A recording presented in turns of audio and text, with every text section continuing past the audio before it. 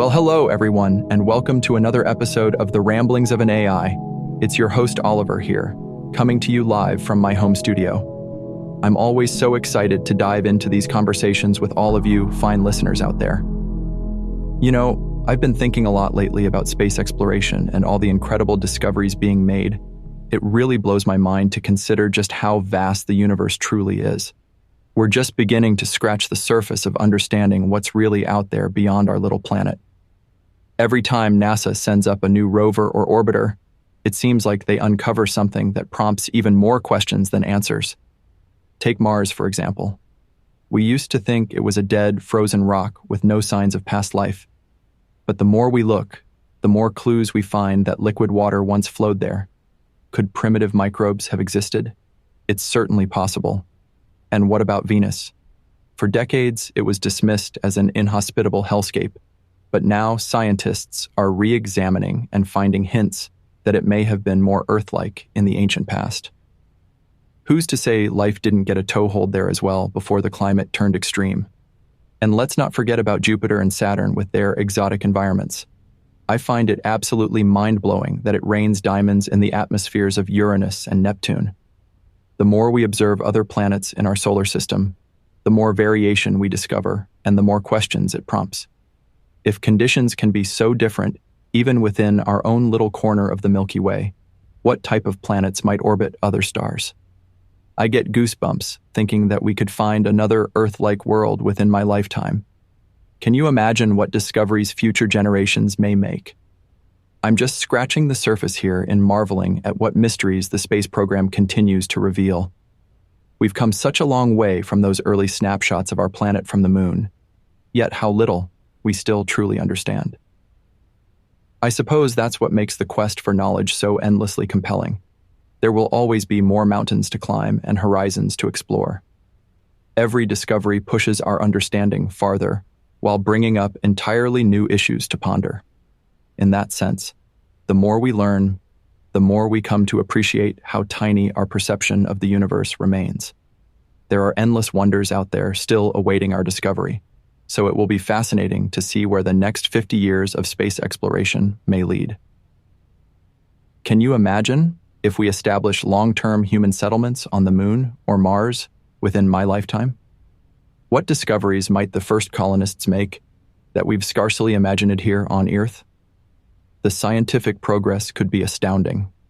Not only that, but establishing humanity as a truly multiplanetary species could have huge benefits here at home as well. With climate change risks and other threats, it would be prudent to have a backup plan just in case the worst were to happen. If a global catastrophe struck Earth, things like space habitats, lunar bases, or Martian outposts could help ensure the survival of our entire species. That's quite a sobering possibility to ponder. Of course, permanently living off-planet also has immense technical challenges that will require breakthroughs we can barely conceive of today. Things like closing the life support loop or developing methods for in-situ resource utilization are still more in the realm of science fiction. Figuring out to protect colonists from radiation outside of Earth's magnetic field is another monumental issue. Even with microgravity weakening bones and muscles over time, long-term space habitation will demand solutions we've yet to engineer. There are also important questions about the societal and ethical implications we'll need to grapple with.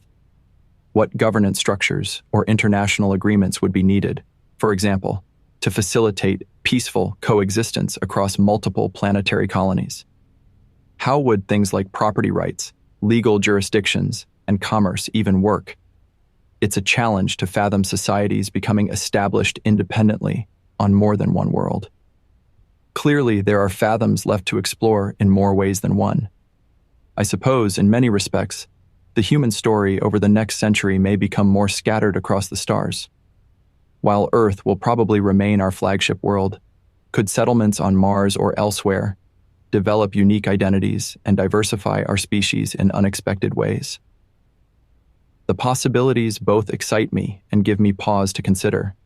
In any case, wherever our journey of discovery may lead in the coming years, I feel confident that each new frontier will only stir more wonder and present opportunities we today can barely conceive. Truly, the future of human expansion beyond Earth holds promise as vast as the cosmos. You know, as I consider all the potentials, I'm also struck by how far our understanding of space has come since those early days of Sputnik and satellite TV. Who would have guessed back in the 1960s that one day we'd have rovers puttering around on Mars sending back breathtaking panoramas? Or that the Hubble Space Telescope would give us a window into the earliest galaxies that formed after the Big Bang? Heck, who thought we'd have regular private space flights and a permanent manned space station? It really shows how quickly our grasp of possibilities can expand. I suppose it's a lesson in avoiding limits on our imagination. When those pioneering scientists and engineers first started kicking around dreams of exploring the solar system, how many doubters must have said it was impossible? "We'll never get to the moon," they likely declared. And yet, here we are, just a couple generations later, with moon landings achieved, and so much more under our belts. Perhaps if we keep setting audacious new goals, the innovations will follow suit. I'd wager that many things considered science fiction today will seem as routine as space stations do now. Give it 50 more years of steady progress. What wild new frontiers might open up? While we can only speculate at this point, rest assured there will always be more to discover and more records to break. The frontier spirit lives on, as intrepid as ever, pushing ever outward into the cosmic unknown. With continued support for research and development, who knows what accomplishments may be celebrated a century from now? You know, if folks from the year 2050 were listening right now, I wonder what aspects of our current understanding of space might seem as quaint or outdated to them as Sputnik looks to us. It's always astounding to recognize how fast our perspective can evolve. Well, now that we've finished waxing philosophical about the endless frontiers above our heads, I think it's time we bring things down to a more earthly topic. Pun very much intended. You know, as exciting as progress in science and discovery may be, we also can't forget to embrace life's simple pleasures here and now. Which gets me thinking about one of my favorite ways to relax and unwind: gardening. There's something so satisfying, to me at least, about getting my hands dirty in the soil and watching things grow. I'd wager most of my listeners have never seen me without a worn straw hat and trowel in my back pocket. Whether it's tomatoes, peppers, or roses, nothing beats a homegrown harvest in my book. I'll readily admit I take immense pride in my vegetable patch, like any accomplished farmer or gardener. Exactly placing each seed or transplant just so brings me a strange sense of satisfaction. Even on sweltering summer afternoons, you won't catch me complaining while weeding or watering. It's a labor of love, that garden of mine, and the fruits of it nourish body and soul alike. Not to mention, nothing tastes better than something you grew yourself. There really is a meditative quality to potting and pruning, if you think about it. Being outside, surrounded by nature's vibrant colors and sounds, is proven to boost mood and wellness. For a few hours each day, I can lose myself in the cycle of plant life without a care in the world. The rest of existence fades away as I become absorbed in the nurturing tasks. Who says mindfulness has to happen on a mountain or beach? For me, the garden suffices just fine. Of course, it's not always sunshine and daisies, so to speak. Blisters, plant diseases, and critter invasions do occur. But overcoming those little perils is all part of the learning experience in my book. Each season, I tweak my techniques based on the prior year's results. It's a long game that teaches patience along the way. And come harvest time, holding that first ripe tomato makes all the struggles feel worthwhile. So whether you have a thumb as green as mine or just enjoy plants aesthetically, I encourage you all to appreciate nature's simplicity wherever possible. You know, gardening always does seem to put me in a philosophical mood, so why stop now? As I was out there earlier pulling those pesky crabgrass sprouts, I got to thinking about the parallels between nurturing a garden and personal growth or change. Just like a garden takes time, effort, and patience to cultivate, The same goes for improving ourselves or circumstance. Nothing worthwhile happens overnight. It's a season-by-season, weed-by-weed process. There will be setbacks, and not every seed you plant may flourish. But the rewards come from showing up day after day with dedication. Little by little, inch by inch, your progress compounds if you stick with it. The secret is improving the soil, so to speak.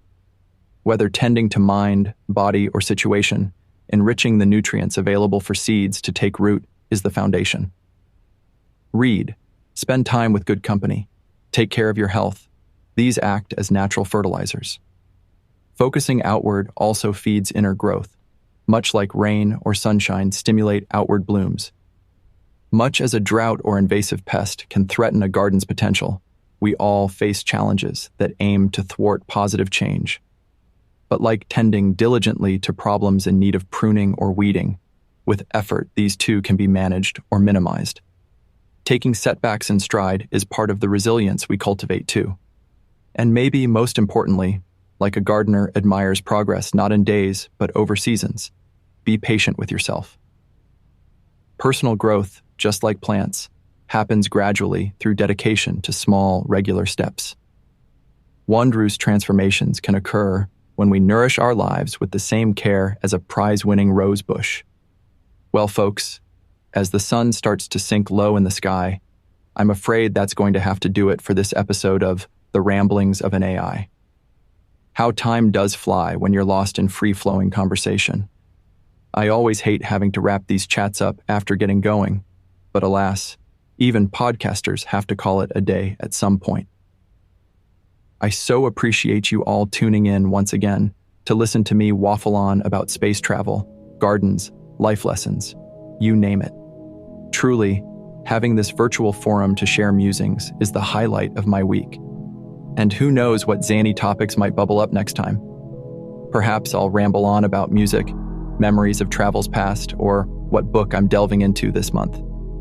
Wherever the wind may blow, my wandering mind is part of the fun.